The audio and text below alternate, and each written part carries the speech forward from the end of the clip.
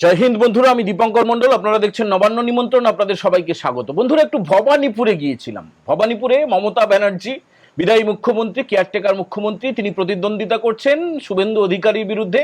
কি অবস্থা বোঝার জন্য গিয়েছিলাম। মূলত মমতা ব্যানার্জি যে ওয়ার্ডে থাকেন, যে বুথে তিনি ভোট দেবেন, আপনারা জানেন মিত্র ইনস্টিটিউশন বলে একটি শিক্ষা প্রতিষ্ঠান রয়েছে। সেখানে প্রত্যেক বছর তিনি বাবুসোনাকে নিয়ে পিসি যান ভোট দিতে।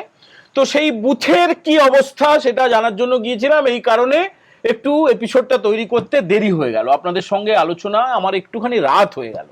যেটা বুঝলাম যে পিসিমণি ওই বুথে হারছেন। দেখুন, একদম বাড়ি বাড়ি গিয়ে, রাস্তাঘাটে দাঁড়িয়ে, লোকজনের সাথে কথা বলে, দোকানে কথা বলে, একদম যারা যান চলাচলে সাহায্য করেন, যারা বিভিন্ন রকমের গাড়ি ঘোড়া চালান, সমস্ত স্তরের বিভিন্ন পেশার মানুষের সঙ্গে কথা বলেছি। আজকে শুভেন্দু অধিকারীর একটা মহামিছিল ছিল, সেই মিছিলও অ্যাটেন্ড করেছি। তো সেখানে সংখ্যালঘুদের মানে মুসলিমরা কিভাবে বিজেপির পতাকার তলে তারা আসছেন, তারা পতাকা নাড়ছেন, সেটা দেখে যেমন অভিভূত হয়েছি, সবচেয়ে যেটা আশ্চর্য লেগেছে, পিসিমণি মানে মমতা ব্যানার্জি যে বুথে তিনি ভোটটা দেবেন সেখানে তিনি হেরে যাবেন। দেখুন, নাম প্রকাশে তারা অনিচ্ছুক, তাদের কথা রেকর্ড করা যাবে না, সেই কন্ডিশনে, সেই শর্তে তারা বলেছেন। আমরা যখন জিজ্ঞেস করলাম যে আপনারা কি ভোট দেবেন, বলল যদি সুযোগ পাই তাহলে ভোট দেব। যদি সুযোগ পাই মানে মানে অন্যান্য বারে তাদেরকে আটকে দেওয়া হয়। এইবারে প্রথম কলকাতায় ৭৯টা বহুতলে, মানে যেগুলো হাই রাইজ, ৩০০ জনের বেশি থাকেন, ৩০০ জনের বেশি থাকেন মাত্র, প্রত্যেকটা হাই রাইজকে চিহ্নিত করে সেই কমপ্লেক্সের মধ্যে ভোটদানের ব্যবস্থা করা হয়েছে। ইতিমধ্যে যারা সুন্দরবন এলাকায় যাবেন, ধরুন গোসাবায় যাবেন, বসিরহাটে যাবেন, সেই ভোটকর্মীরা তারা ইভিএম নিয়ে বা ভোটের যে বিভিন্ন সামগ্রী সেগুলো নিয়ে তারা রওনা হয়ে গিয়েছেন, সেই ছবি যেমন দেখতে পাচ্ছি। এবং প্রত্যন্ত সুন্দরবন এলাকায় মানুষ কিভাবে এই সরকারের প্রতি তাদের ঘৃণা, তাদের যে বিদ্বেষ, তাদের যে রাগ ক্ষোভ, সেগুলো প্রকাশ করছে, সেগুলো আমরা আস্তে আস্তে জানতে পারছি। বেশি কথা না বাড়িয়ে, সবচেয়ে যেটা মজার কথা, যে যখন আমরা ভবানীপুরে এই মমতা ব্যানার্জির বুথে বিভিন্ন লোকের সঙ্গে কথা বললাম, তারা যেটা জানালেন, তারা যদি সুযোগ পান গিয়ে ভোটটা দেবেন এবং মমতা ব্যানার্জির বিরুদ্ধেই ভোটটা দেবেন। বন্ধুরা, আপনারা জানেন যে সিএপিএফ কত লাখ কত কি নিরাপত্তার জন্য মোতায়েন করা হয়েছে। এবারে প্রথম মানে এই 2026-এর এই যে দ্বিতীয় দফার ভোটটা হবে, যেটা 29 তারিখে, আজকে সন্ধ্যে 6টার মধ্যে নির্বাচনী প্রচারের কাজ শেষ হয়ে গেছে, এখন সাইলেন্স পিরিয়ড চলছে। সিএপিএফ এর কন্ট্রোল রুম আলাদা করে খোলা হয়েছে কলকাতা সংলগ্ন সেক্টর 5-এ, সল্টলেক সেক্টর 5-এ। সেখানে থেকে আমরা যেটা জানতে পারলাম যে প্রত্যেকটা বুথে যে কেন্দ্রীয় বাহিনীর জওয়ানরা থাকবেন, সশস্ত্র জওয়ানরা থাকবেন, তাদের কাছে একটা প্যানিক বাটন থাকবে। প্যানিক বাটন থাকবে, তারা সেই প্যানিক বাটনে প্রেস করলেই সঙ্গে সঙ্গে সেই খবর চলে আসবে কন্ট্রোল রুমে, এবং সংশ্লিষ্ট যে জায়গায় ঝামেলা করার চেষ্টা করা হচ্ছে, ছাপ্পা, রিগিং বা অন্যরকম যা কিছু, কোনো রকমের যদি অনৈতিক কোনো কাজ করার চেষ্টা করা হয়, সঙ্গে সঙ্গে সেটা কভার আপ হয়ে যাবে। এবারে আসি যে ভাইপোর জেলা দক্ষিণ 24 পরগনা ডায়মন্ড হারবারের পর্যবেক্ষক করা হয়েছে অজয় পাল শর্মা নামে একজন দাবাং পুলিশ অফিসারকে। ইতিমধ্যে এই ভিডিও অনেকেই দেখে ফেলেছেন, হয়তো সবাই দেখে ফেলেছেন, তবু আমরা দেখাবো যে সেই অজয় পাল শর্মা তিনি কি করেছেন, ভাইপোর যে সাগরের জাহাঙ্গীরের বাড়িতে গিয়ে তিনি কি বলে এসছেন সেটা দেখাবো। তো সেই অজয় পাল শর্মা হচ্ছে উত্তরপ্রদেশের প্রয়াগরাজে অতিরিক্ত পুলিশ কমিশনারের দায়িত্বে রয়েছেন। এবং এই যে গত বছর যে মহাকুম্ভটা হয়ে গেল, লক্ষ লক্ষ কোটি কোটি মানুষ যেখানে পূর্ণ গঙ্গা যমুনা সরস্বতীর যে ত্রিবেণী সঙ্গম, সেখানে গিয়ে স্নান করেছেন মহাকুম্ভে। তো এই ব্যবস্থাপনার মধ্যে অন্যতম কর্তা ছিলেন এই অজয় পাল শর্মা।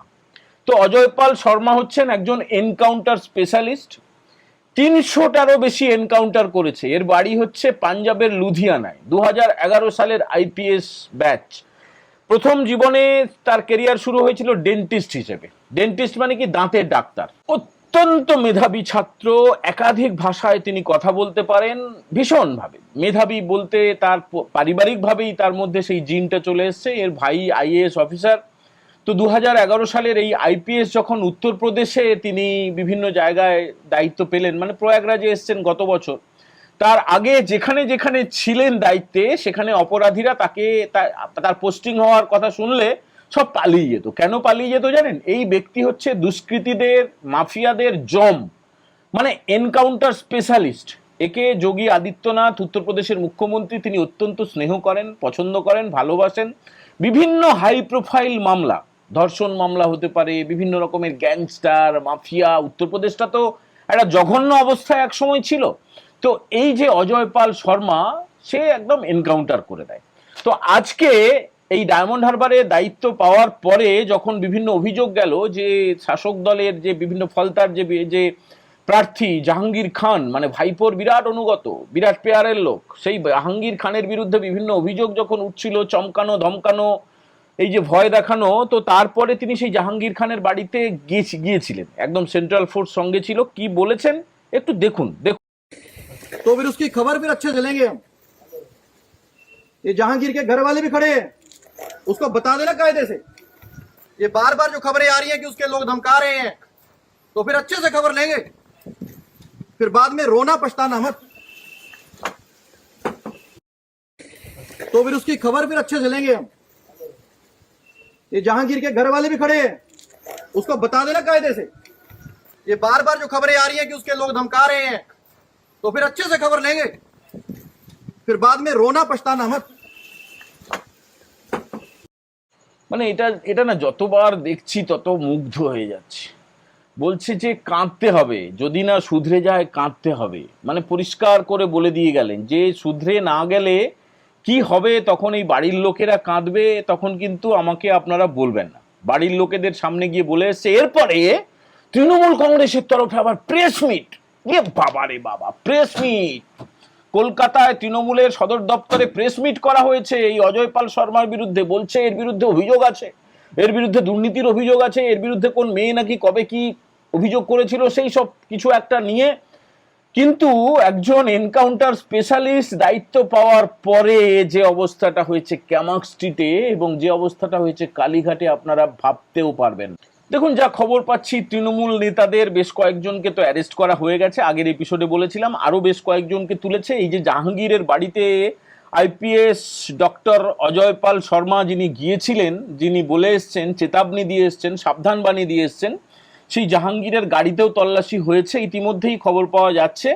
এবং তৃণমূলের ভিতরটা পুরোপুরি শুকিয়ে গেছে, আতঙ্কে শুকিয়ে গেছে। তার কারণ প্রথম দফায় যে 152টা কেন্দ্রে নির্বাচন হয়েছে, স্বরাষ্ট্রমন্ত্রী অমিত শাহ তিনি তো বলেই দিয়েছেন ইতিমধ্যে যে আমরা 110টা পাচ্ছি, এবং সেটা ডেফিনেটলি পাচ্ছেন। এরপরে কিছু তৃণমূলের জারজ রয়েছে, বুঝলেন তো, জারজ মানে যাদের বাবার ঠিক নেই, তারা বলছে যে 4 তারিখে দুপুর 12টার পরে দেখে নেবো, এই করব ওই করব, মাছ কাটাবো, ঘুড়ি ওড়াবো, মুখ করবো তুমুক করবো। মানে মাথাটা এমন ঘোরা শুরু হয়ে গেছে যে কি বলছে সেটাই জানে না, কি বলছে জানে না, ভুলভাল রিপোর্ট এসছে। তৃণমূলের ভেতরে যদিও পরিষ্কার করে তারা জেনে গেছে যে তারা আর ক্ষমতায় ফিরছে না, এবং সেই যে তার বডি ল্যাঙ্গুয়েজ এবং সাধারণ মানুষের মধ্যেও তো একটা মিনিমাম বোধ বুদ্ধি থাকলেই বোঝা যায়। যেভাবে পরিযায়ী শ্রমিকরা, লাখ লাখ শ্রমিক, তারা ঘরে ফিরেছেন, ঘরে ফিরে যেভাবে জয় শ্রীরাম ধ্বনি দিতে দিতে তারা তৃণমূলের একদম কচুকাটা করেছে, মাথা মুন্ডু মানে শেষ করেছে। তৃণমূলের নামে যেসব কথাবার্তা তারা বলছে সেগুলো বলাও যাবে না। তো সেই সব দেখে শুনে মানুষের মধ্যে ভয়টা কেটে গেছে।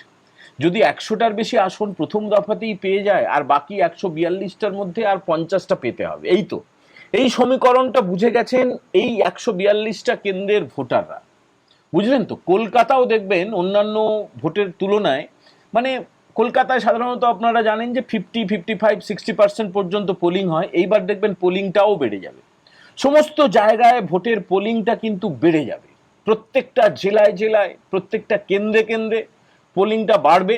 এবং যা যা কিছু নিরাপত্তা, সে তো অভাবনীয় নিরাপত্তা রয়েছে। এবার ফিরে আসি একদম শুরুতে যেটা দিয়ে শুরু করেছিলাম, যে মমতা ব্যানার্জির বুথ, মানে ওই মিত্র ইনস্টিটিউশনের সংলগ্ন যে লোকগুলো ভোট দেয়, যে বুথে পিসি ভাইপো ভোট দেন, সেই বুথের লোকেরা জানাচ্ছেন যে তারা পিসিকে ভোট দেবেন না। কারণটা জানেন?